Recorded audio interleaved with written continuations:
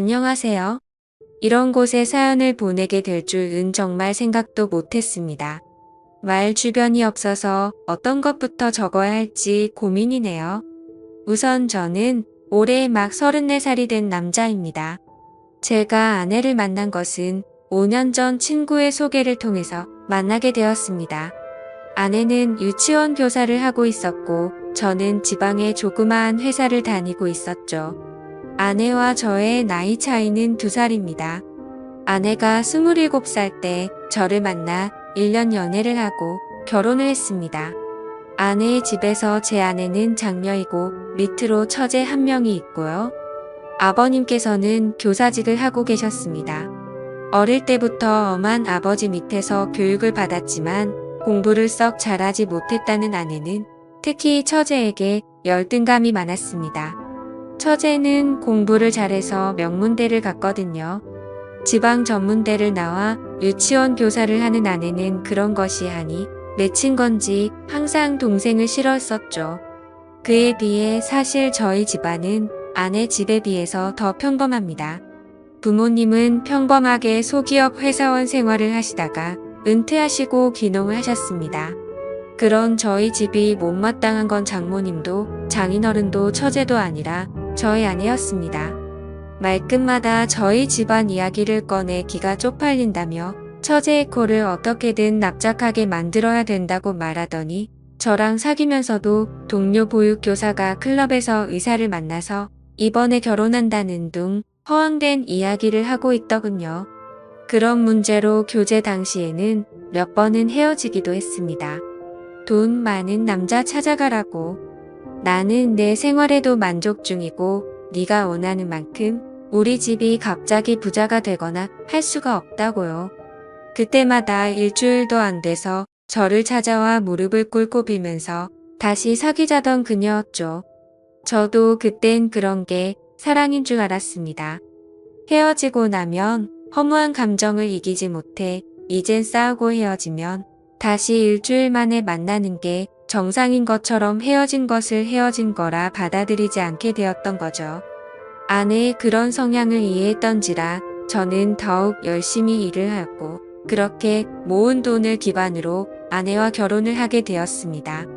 장인어른, 장모님 두 분 다 성격도 좋으신 분들이셨고 저희 부모님은 저만 좋으면 다 된 거다라고 말씀을 해주셨죠. 처제는 아내의 말만 들으면 지독한 여자 이미지였지만 결혼할 때가 되어서 만나게 된 처제는 생각과 다르게 천사표 여자였습니다. 어디서든 당당한 여자였기에 아내가 스스로 자격지심이 많구나 싶었습니다. 그렇게 결혼을 하고 얼마 지나지 않아 처제도 결혼을 했습니다.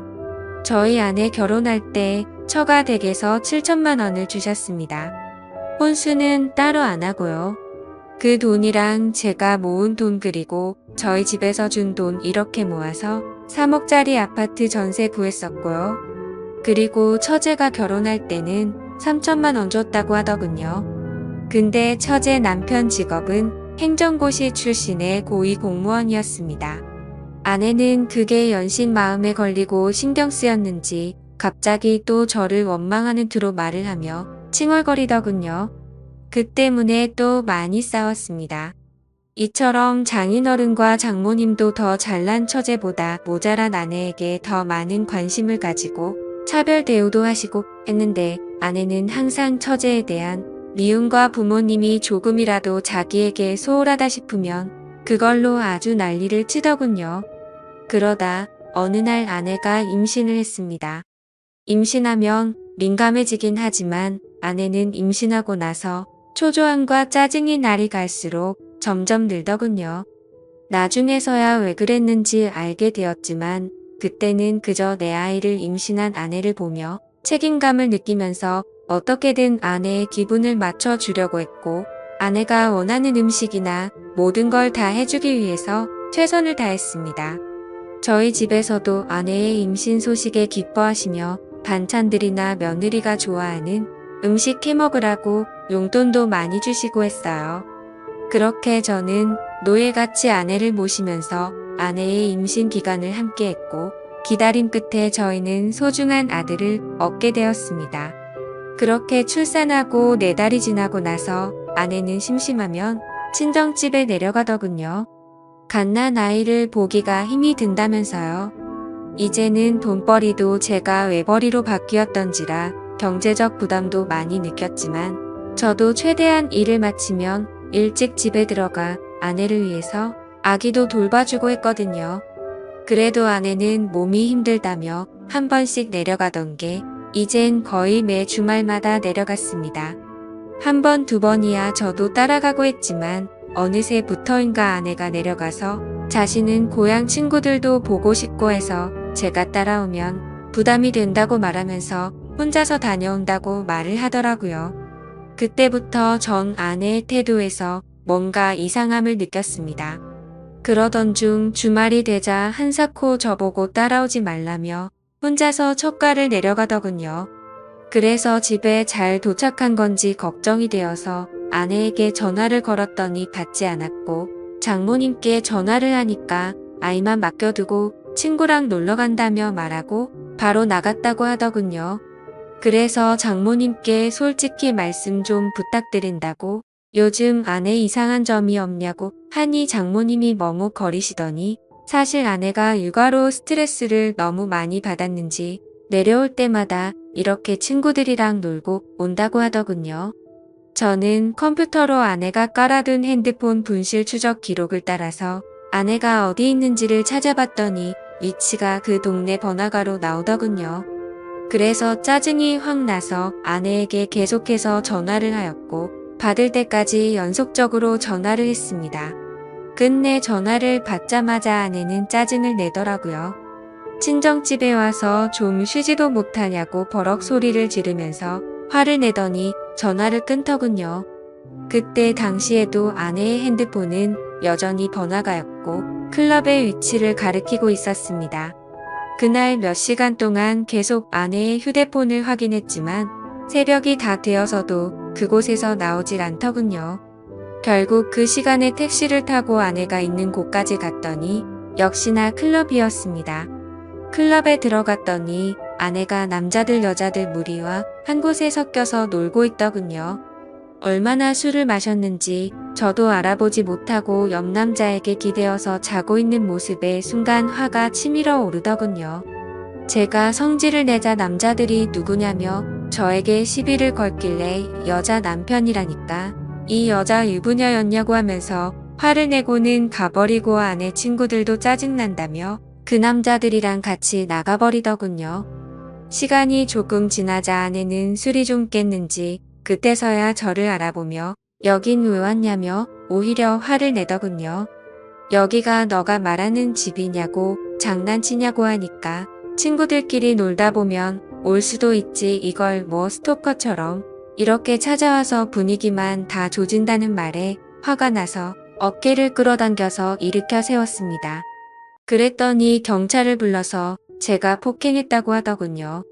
결국 장모님이랑 장인어른 다 오시고 아내 타일러서 그건 별일 없이 넘어갔는데 아내는 끝까지 지가 잘했다는 듯이 집에 와서도 장인 장모 앞에서 고개를 빳빳하게 들고 한번 논 거 가지고 이렇게 폭력적인 인간이랑 못 지낸다고 이혼할 거라고 큰 소리 치더군요. 그래서 저도 그 자리에서 화가 나서 넌 나랑 실례라는 걸 깨버린 거라고 나한테 거짓말하고 클럽이나 다니는 년을 내가 뭘 믿고 아내로 믿냐고 했습니다. 술은 떡이 되어서 다른 남자랑 모텔 갔을지 내가 어떻게 아냐니까. 네가 봤니? 네가 봤어? 하면서 손가락으로 삿대질을 하더군요. 장인은 저한테 너무 흥분한 것 같고 미안하다고 일단 집에 가 있으면 딸을 잘 타일러 보겠다고 하더군요. 저는 너무 화가 났지만 밤이 늦어서 꼭 참고 집에 돌아왔습니다. 그 후 이 상황이 너무 답답해서 동창들에게 이야기를 했더니 제일 친한 친구가 저한테 정말 생각하기 싫은 일이지만 친자가 맞는지 확인을 해보라고 하더군요. 저는 그 말에 며칠을 고민했습니다. 근데 그 제안에 심어진 의심이 떨쳐지지 않고 혹시 설마라는 생각들이 계속해서 커져가서 저도 미쳐버릴 것 같더군요. 결국 아들의 친자 확인을 의뢰했고 저는 검사 결과를 받자마자 처가 댁으로 달려갔습니다. 그리고 도저히 참지 못하고 장모님 앞에서 아내에게 욕을 갈겨버렸습니다. 아내가 경찰 부르라며 난리치길래 바로 얼굴에다가 검사 결과가 담긴 종이봉투를 던지며 말했습니다. 이 더러운 인간아, 지금 우는 아들이 내 아들도 아니고 넌 바람 펴서 남의 아들 임신하고 나한테 그 유세를 그렇게 했던 거였냐고 했더니 안색이 갑자기 확 변하더군요. 그러더니 이내 네 아들 맞다고 계속 우기더군요. 검사 결과는 보고 말하라고 했더니 그때서야 아무 말도 못하더군요. 임신 초기에 임신 소식 듣고도 기뻐하기보다 우울해하고 초조했던 게 바로 이것 때문이었던 겁니다. 차후에 들어보니 친구들이랑 클럽 가서 처음 만난 남자랑 실수를 했는데 그 뒤에 임신이 되었고 제 아이인지 그놈 아이인지 헷갈렸다고 하더군요. 근데 한번 바람 폈던 인간이 어디 가겠습니까? 몸 좀 추스려지니 다시 주말마다 내려가서 애 맡기고 클럽 가서 남자들이랑 놀아제낀 거죠. 혼인 취소 소송도 알아봤지만 이 더러운 인간이 결혼하고 나서 있었던 일이라 그런 사유도 안 된다고 하더군요. 그리고 결국 장인어른이랑 장모님 찾아와서 저한테 용서를 구하시며 원하는 대로 하겠다고 하시더군요. 아내녀는 끝내 저 무섭다며 안 찾아오더군요. 하지만 도저히 이 결혼 생활을 이어갈 수 없다고 장인어른과 장모님께 설명을 하였고 결국 합의 이혼을 하였습니다. 애도 돌려줬고 결혼 기간도 짧아서 남을 것도 없었고 아내의 위자료 대신해서 장인어른이 다 줬고요. 아들이었던 남의 아들 그래도 정은 줬었는데 참 서럽더군요. 웃긴 건 아내년도 그 남자 연락처도 몰라서 누구 아이인지도 모른다는데 그 말 들고 정말 한 번 더 기가 막히더군요. 결국 몇 년 지나서 소식 들었더니 애는 장인 장모 아이로 들여놓아서 두 분이서 키우고 있고 그 여자는 이 남자 저 남자 만나면서 산다고 하더군요. 참 대단한 여자입니다. 지금까지 제 사연 들어주셔서 감사합니다.